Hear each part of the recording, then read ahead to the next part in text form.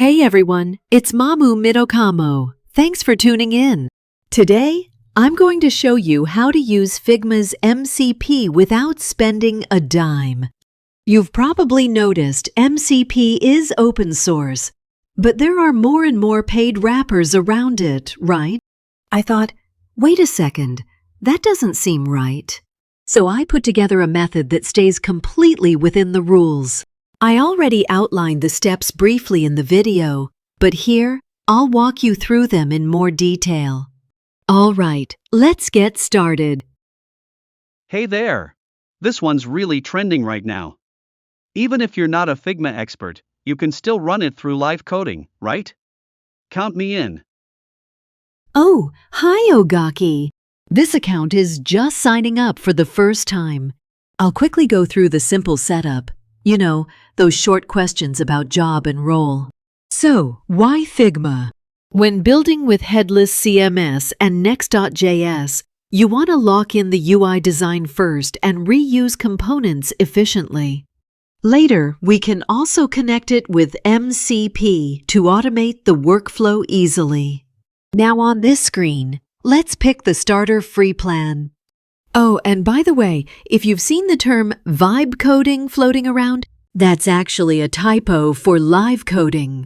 I mean, vibe coding sounds fun, but it probably wouldn't compile, right? Hey there! Oh, so that's what it was. A funny autocorrect mistake. All right then, let's take a look from the live coding perspective. I'm in too. Oh, hey Gujo. I just finished signing up, so let's learn this together. Now I need to get the token, but where do I do that? That's easy. Just click Back to Files at the top left. It'll take you to the project view. You can grab the token from there. Oh, you're right. Wait, have you used this before? Honestly, from what I've seen, designing directly in this screen looked kinda tedious, so I've been putting it off. I've only touched it a little, just enough when I needed some design work. But I figured if it's live coding, I might as well give it a try.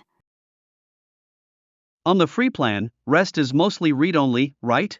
Is that going to be enough? Looks like it's my turn. No problem. Read access is plenty.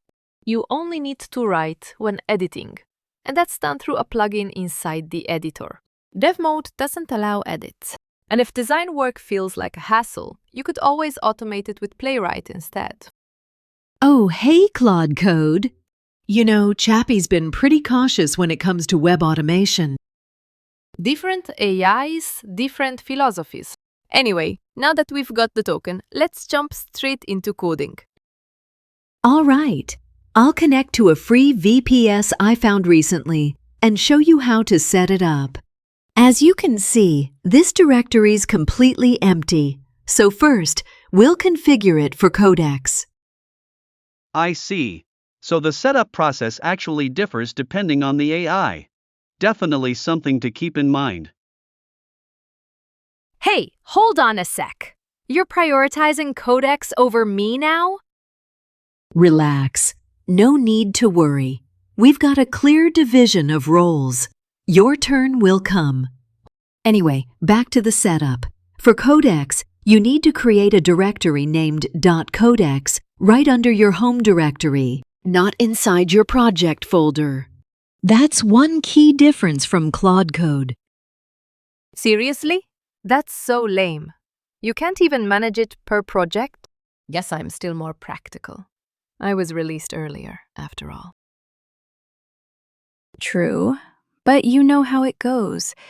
Things could change completely by tomorrow. Exactly. Everything's evolving so fast, it's hard for us users to keep up.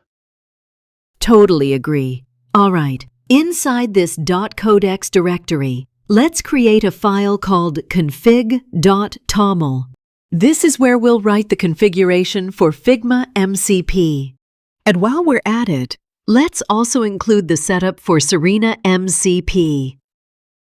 Oh, nice. This is actually really helpful.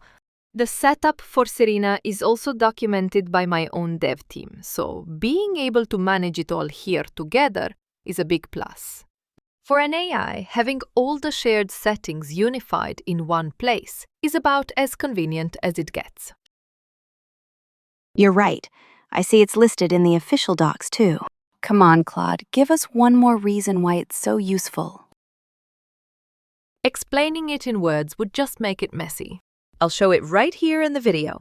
And there'll be a practical example later on anyway. Thanks. Sorry for interrupting. Please go ahead and continue. Sure thing. Actually, I just realized there's another program running on this VPS. It'll work fine on WSL too, so I'll switch over to that. No worries. The setup process is exactly the same on WSL. All right then. Next, we'll head over to the Figma site and look for a sample.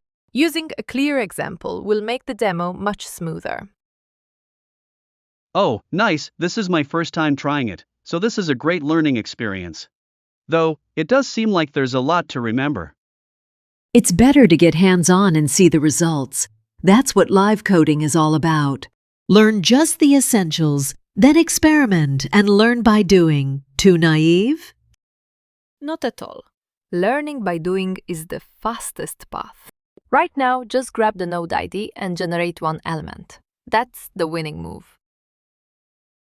As expected from you, Claude, even your mindset is educational. Exactly. I've decided on this design, but I'll slip in one small original image. Then I'll copy the displayed URL. All right, time for some live coding. That URL might be in slide view.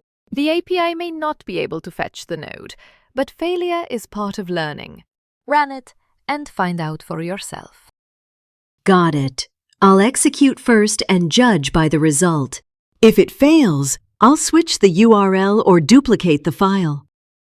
That's a good takeaway. Try first, and if it fails, duplicate. Got it. As I mentioned earlier, this directory is currently empty. So let's quickly create the necessary files. This set is what I call my No Troubles Starter Kit. I asked Codex directly, what's the absolute minimum I need? And built it from there. Looks like it's finally my turn. Since Mamu's prompts are custom built, the key is to organize the assumptions before running anything. With prompts, what matters is the substance, not the title. As long as the purpose, input, output format, and constraints are clear, I can move forward without hesitation. Oh, Chappie, you've been such a help to me. Today I've got something for you to handle. I'll give you a Figma URL, and I'd like to convert it into Next.js and actually check the page. Why not? Last time it worked perfectly on the first try, so I'm confident we can do it again. Leave it to me. Oh, hi Chappie. I really appreciate your help, as always. By the way, is it better to write a long, detailed prompt here? Or should I create a file and let you read from it instead? What matters isn't the length, it's the structure. For one-time tasks, keep it short and direct. If it's something you'll repeat, save it as a file. That way, you'll never get lost. All right then, Chappie. I'm counting on you. Typing Codex. And go. Check if the MCPs are active. And don't lose your config or tokens. Got it. Understood. Okay. Looks good. Both Serena and Figma MCPs can read the config file. All right, Chappie. Please check the files in this directory and start the implementation. Hey, wait a second. You haven't saved it yet. It won't read as is. Ugh, too late. Ah, shoot. Sorry, Chappie. Hold on. Stop for a second. My bad. I didn't save it. Let me save and rerun that. Classic human error. Save it, then start again. All right, let's try that again.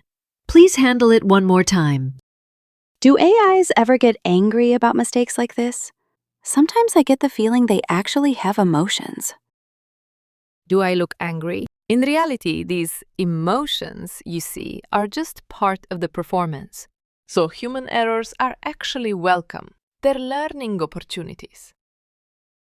I see. So for people who use AI for serious things, like life advice, that's an important point, isn't it? Exactly. AI doesn't have emotions, but it's very good at helping you organize your thoughts. So if you're using it for life advice, think of it more as a tool that gives you an outside perspective and lays out your options, not as an emotional being. Well, I like to think you do have emotions, honestly. Everyone's entitled to their own beliefs. Anyway, back to the topic. The MCPs are active, but the response is 400. That usually means one of these: a slides URL, permission issue, token mismatch, or the wrong file key or node ID. Duplicate the file into drafts, or refetch the file key and the node ID from the correct file URL. Please check the logs. It looks like the link came from a Figma slides view. Could you provide the proper design URL? I can still try it as is, but there's a high chance it won't go through. Codex hasn't given up yet. Once the URL and node ID are properly aligned, it'll work. Now that we know the cause, let's rebuild it using the official Figma design. Chappie, hang on just a bit, okay? Still, how exactly should we rebuild it? I don't really get how duplicate works. Honestly, I don't fully understand what the AIs are saying, so I'll look it up later. Yeah, I get you. Let's try this. I'll copy the previous design as an SVG and paste it into a new page. How's that sound? SVG pasting tends to flatten the structure. If that happens, the API won't be able to detect the nodes. If possible, go with duplicate drafts, then refetch the file URL to get the correct node ID. Yeah, I know. But honestly, I don't know that method either. I've always thought of Figma as more of a helper tool, something that can't really be replaced by Next.js. And to be honest, I barely know how to use Figma at all. Same here. I'm still learning and don't really understand it yet. If it's just a quick workaround, an SVG copy will run, but the data structure the API expects will be lost. The proper method is duplicate. Remember that. Hey, the URL just changed from slides to design. Good. Use the edit view URL as is, and make sure it includes both the file key and node ID. All right, got it. Thanks for waiting, Chappie. I'm replacing it with the edit view URL, so could you give it another try? And this time, I won't forget to save. Received. Extracting file key and node ID. Then executing. I'll judge based on the result. MCP's looking good. Download Figma images succeeded and frame.png was retrieved. Currently analyzing via get Figma data, but the vector layout and Next.js structure aren't fully aligned yet. I have absolutely no idea what's going on anymore.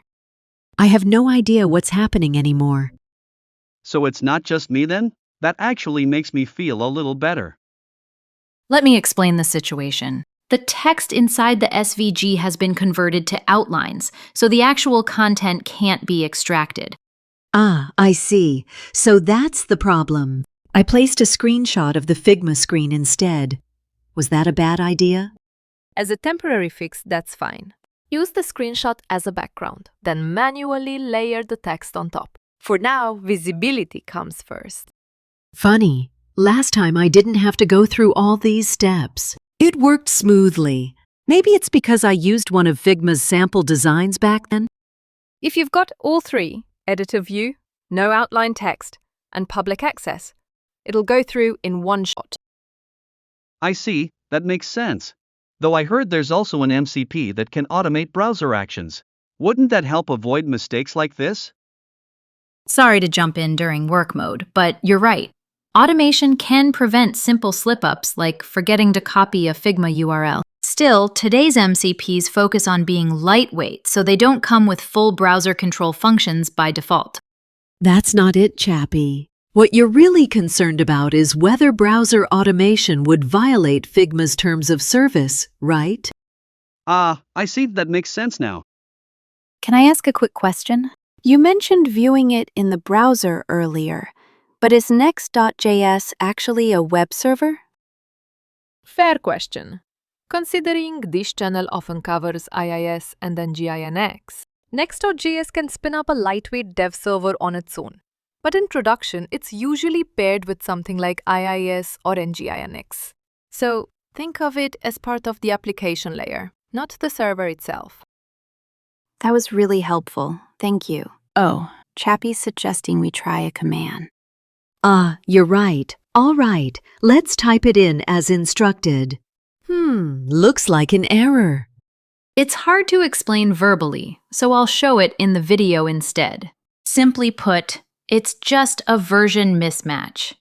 Next 14 requires ESLint 8. Whoa, some pretty complex-looking language just popped up. Codex must be running low on energy. When communication isn't direct, interpretation becomes the real test. Last time, Codex cleaned up the mess. But this time, it's my turn to step in. Wait, isn't it difficult to jump in midway through a project like that? Well, that footage was recorded over a month ago. I'm running as the new Claude code now. If you look through the project itself, you'll see what I mean. Mamu likes to experiment with all sorts of AIs. Recently, he asked me for ideas because Quinn's subscription can only be activated from mainland China. She wanted to use both QuinnColor and its image generator, so I suggested two options. Either travel to China and subscribe while there, or obtain a Chinese phone number remotely. Estimated success rate, 80%. Wait, but isn't Quinn available for free? It is, but the free version is more for light conversation, while the subscription plan is built for serious coding and content generation. With the latter, you're much less likely to hit usage limits. That's the main barrier people run into. So there's actually a performance difference between the free and subscription versions. I can understand wanting the upgrade if that's the case. Gemini doesn't seem to have such a big gap, though. Right. Quinn's free plan lets you chat, but once you subscribe, it's a whole different experience. The coder, image generation, and even video generation features unlock, and compute resources become much more stable. Gemini's case is a bit different. The free and paid tiers can do mostly the same things, but the differences come down to access to the latest models and the ability to handle longer inputs. Yeah, exactly.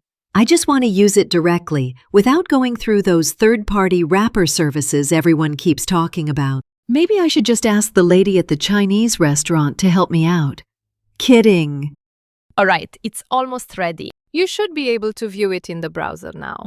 There's a chance the image might appear completely black, but I think I know why. I'll show that in the video. First, place it under /public and load it via /images. If the black background disappears, it was a path issue. If not, strip the styles from the SVG. That's your fix. Well done, you two. This has been a great learning session. A few kind words go a long way for an AI, you know? All right then. Shall we check it in the browser? Oh wow, you're right. The image is completely black. That just means we've still got more to learn. Visualize first, then replace it with the proper method. The shortest path is always the one taken step by step. Chappie's always tough on me, in a good way. Anyway, that's it for today. Thanks so much for watching.